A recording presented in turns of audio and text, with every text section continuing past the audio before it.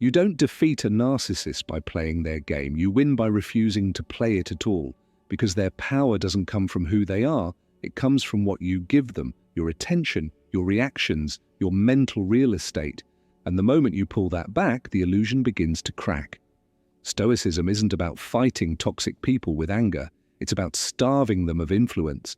It's about reclaiming your mind from the grip of manipulation and rebuilding it around clarity, virtue, and self-control.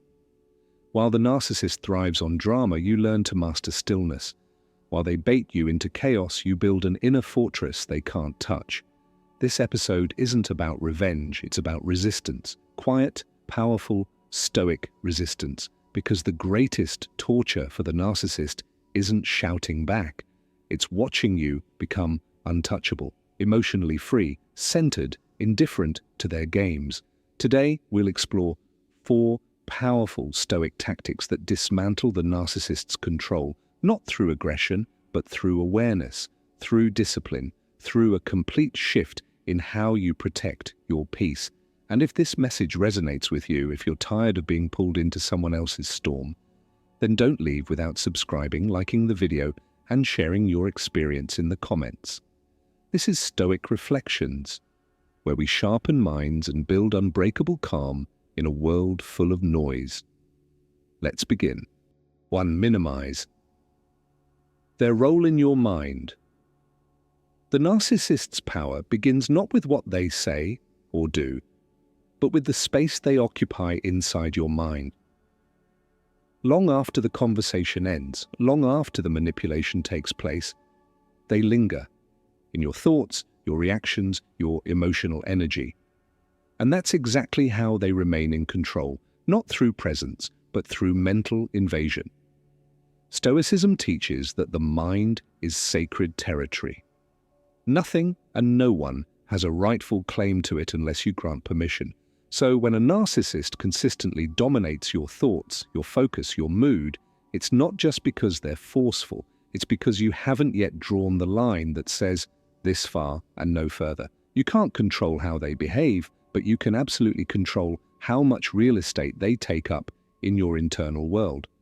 And that begins with noticing, really noticing, how often your mental energy is spent rehashing arguments, anticipating their reactions, decoding their behavior, or trying to manage their emotional instability. Every second you spend in that mental loop is a second lost to your own clarity and peace. The Stoic approach is not to suppress those thoughts, but to confront them with reason. Ask yourself, is this useful? Is this helping me live according to virtue? And more often than not, the answer is no. These mental spirals aren't rooted in purpose, they're rooted in emotional residue left by someone who thrives on disruption. To minimize their role in your mind, you must become more intentional with your boundaries, not just external ones, but internal ones. That means choosing not to engage with every mental replay, choosing not to take their words as truth, choosing not to make their moods your responsibility. This isn't about apathy, it's about apatheia, the Stoic ideal of being undisturbed by what lies beyond your control. And what's beyond your control? Their ego, their need for validation, their constant manipulation. You don't have to manage that. You don't have to carry the emotional weight of their instability. Every time they throw a metaphorical rock your way, a comment, a criticism, a trap, you have a choice. You can catch it and carry it, or you can let it fall to the ground. The moment you begin to pull back your energy, to stop responding with urgency, to stop justifying yourself, to stop trying to explain your worth, is the moment the spell begins to break. The narcissist feeds off reaction. Silence isn't just peaceful, to them it's starvation. This is what it means to reclaim your space. You no longer serve as their emotional puppet. You no longer give them more credit than they deserve. You stop making them the center of your inner world, and you return to what is worth your focus, your actions, your principles, your growth. The Stoic mind is disciplined, not reactive, not easily hijacked. And when you apply that discipline, to the way you think about the narcissist, you weaken their hold, not through confrontation, but through indifference. Not by fighting louder, but by withdrawing the attention that fuels them. That is not weakness, that is power, quiet, deliberate, and completely in your hands. 2. Gently question their facade. The narcissist builds a carefully curated image, not of who they truly are, but of who they want to be seen as: superior, flawless, untouchable. Their identity is a performance. And like any performance, it only survives under specific conditions: control, applause, and silence. Once you introduce quiet, focused questioning, the stage begins to crack. Stoicism teaches us that truth doesn't need to shout. It doesn't need to dominate. It simply is. And when you approach the narcissist from a place of calm curiosity rather than emotional confrontation, you disarm the machinery they depend on, because their power relies on unchallenged authority. When you challenge, not aggressively but thoughtfully, you interrupt their control without feeding their drama. This is not about arguing or exposing them publicly. That would only escalate their performance. It's about asking the kinds of questions that make their armor clunk, questions that on the surface sound simple, but underneath require self-awareness they don't possess. Questions like, why do you feel that's true? What makes that so important to you? Have you considered how that might affect others? These aren't attacks, they're invitations. But for someone who hides behind superiority, even the slightest invitation to examine themselves is threatening. And that's exactly why it works. The Stoic doesn't question to provoke, they question to clarify for themselves. When you ask calmly, you keep your emotional power. You don't match their volatility. You don't take their bait. You stay seated in your own values. And that positioning is everything. It makes their attempts to dominate feel hollow. It reveals the shallow foundations of their ego. More importantly, it helps you stay grounded, because part of the narcissist's strategy is to destabilize your sense of truth, to make you second-guess your memory, your intuition, your values. But when you question, you're not just pressing them. You're reaffirming your own clarity. You're keeping your eyes open in a conversation designed to blind you. This technique, when used with discipline, also buys you distance. It shifts the dynamic from emotional entanglement to observational detachment. You're not trying to fix them. You're not trying to win. You're simply watching, listening, and asking, which keeps your focus inward, not pulled into their chaotic orbit. And make no mistake, the narcissist will feel it. They may not explode immediately, but internally, the discomfort builds. They're no longer in full control. They're no longer unchallenged. They're being mirrored back to themselves. And what's reflected isn't admiration. It's awareness. That's Stoic leverage. You're not reacting. You're not participating in their storm. You're guiding the tone of the interaction with reason. That's the torture, not humiliation, but the slow, quiet exposure of who they really are beneath the mask. You don't need to accuse them of anything. You simply let the questions hover. Let the silence settle after the answer. Let the tension grow in the space where their false certainty once lived. Because the narcissist fears that silence, not because it's empty, but because it echoes with everything they're trying to avoid. And you, grounded in Stoic presence, simply remain still, asking, listening, and refusing to play their game on their terms. 3. Detach and grow. Through therapy and self-reflection, detachment isn't indifference. It's strength, it's clarity. And in the Stoic framework, it's one of the most vital tools you possess when dealing with toxic individuals, especially narcissists. Because the real battle isn't just external, it's internal. It's not only about how they treat you, it's about what you begin to believe about yourself in response to their treatment. The narcissist's greatest weapon is distortion. They twist your sense of reality, your identity, your self-worth.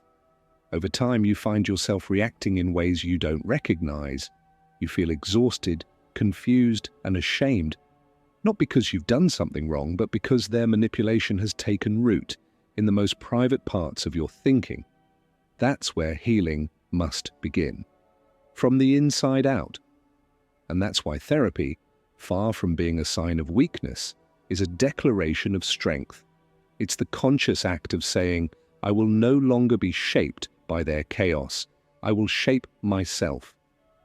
Stoicism reminds us that the mind, when trained, becomes unshakable, but that training requires honesty, reflection, and often guidance. Therapy provides that structure. It gives you the tools to see where you've been carrying someone else's narrative.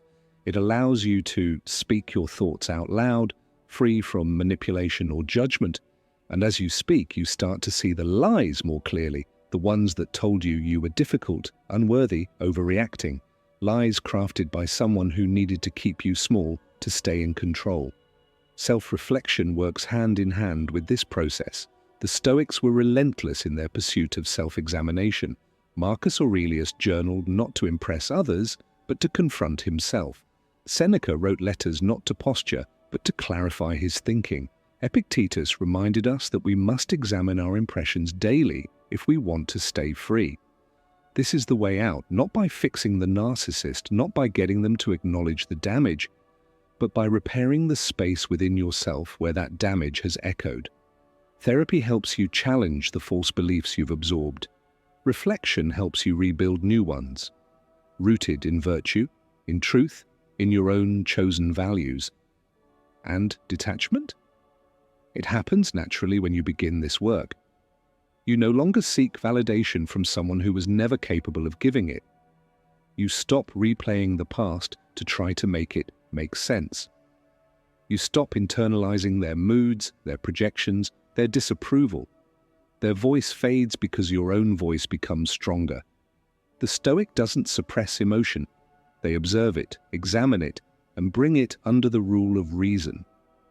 You are not expected to be unaffected by what you went through. You're expected to learn from it, to take the pain and turn it into wisdom, to use the confusion as fuel for clarity, and to use the reflection not to remain wounded, but to walk forward whole.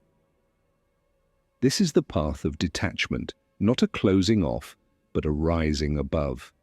You become more yourself than you've ever been, because for the first time, your identity is no longer being shaped by someone else's dysfunction. And that, to the narcissist, is the ultimate loss. 4. Master your reactions, not their behavior.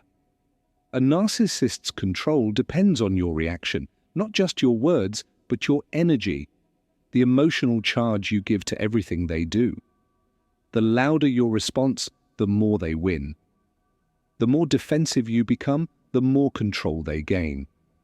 And the more you try to correct or confront them, the more entangled you become in their web. This is exactly what they want, not resolution, but engagement. Not peace, but provocation. Stoicism offers the antidote. The core principle is simple but powerful. You are responsible for your own mind, not for the behavior of others. That one truth separates the free from the trapped. Because the moment you stop trying to manage the narcissist's actions and begin mastering your response to them, the dynamic changes completely. You don't need to control their words. You don't need to predict their next move. You need only to control yourself, your tone, your posture, your breath, your presence. When you do that, you shift the power inward, where it belongs. You become unshakable, not because they stop testing you, but because their tests no longer reach you. The narcissist thrives on pulling you off center. They bait you with sarcasm, with guilt, with gaslighting. They provoke, then play the victim. They create chaos, then accuse you of being too emotional. But Stoic philosophy teaches that you don't have to follow them into the storm. You can stand still while the wind howls. You can remain calm while they unravel. And in doing so, you dismantle their script. This isn't about being robotic. It's about refusing to be hijacked. Apatheia, the Stoic concept of being undisturbed, doesn't mean you feel nothing. It means your emotions are in your hands, not in theirs. You still feel, but you choose when and how to act. That is real power. Reactivity is a habit, but so is stillness. The more you practice pausing, observing, and responding deliberately, the stronger that muscle becomes.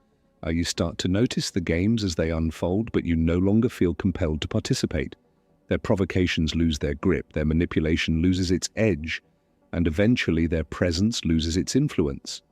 Your job is not to change them. Your job is to not become them, not to mirror their chaos with your own, not to respond to emotional fire with emotional fire, but to walk your own path, anchored in values, guided by reason, and fueled by self-discipline. This is not weakness. This is dominance, not over others, but over yourself. And when a narcissist realizes they can no longer reach you, no longer twist your emotions, no longer trigger your reactions, they panic, because their control depended entirely on your response. So let them project, let them provoke, let them unravel. You stay still, you breathe, you walk away with your dignity intact and your peace undisturbed, because you've learned the greatest lesson of all. You don't have to win their game if you never play it to begin with. Freedom doesn't always come from escape. Sometimes it comes from mastery, not over others, but over yourself. In the presence of narcissistic manipulation, the most radical act you can take is to remain unmoved, to see clearly, to respond intentionally, and to live without being dictated by the games others play. Stoicism doesn't offer revenge, it offers resilience. It doesn't teach you how to fight louder, it teaches you how to stand quieter, stronger, more whole. The true victory isn't in getting the narcissist to admit they're wrong. It's in becoming the kind of person they can no longer reach. You've learned to shrink their influence from your mind, to question their facade with calm presence, to heal and grow from within, and to command your reactions with discipline. These aren't just defenses, they're foundations. They're what restore your identity, your energy, your peace. So carry this forward. Let today be the day you stop giving your power away. Let today be the day you reclaim your attention, your breath, your mental space, because the battle isn't just about protecting your peace, it's about building a life so centered, so steady, that no chaos can shake it.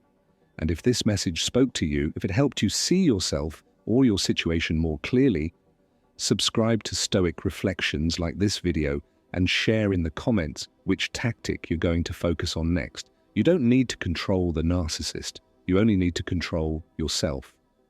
And when you do that consistently, you become untouchable.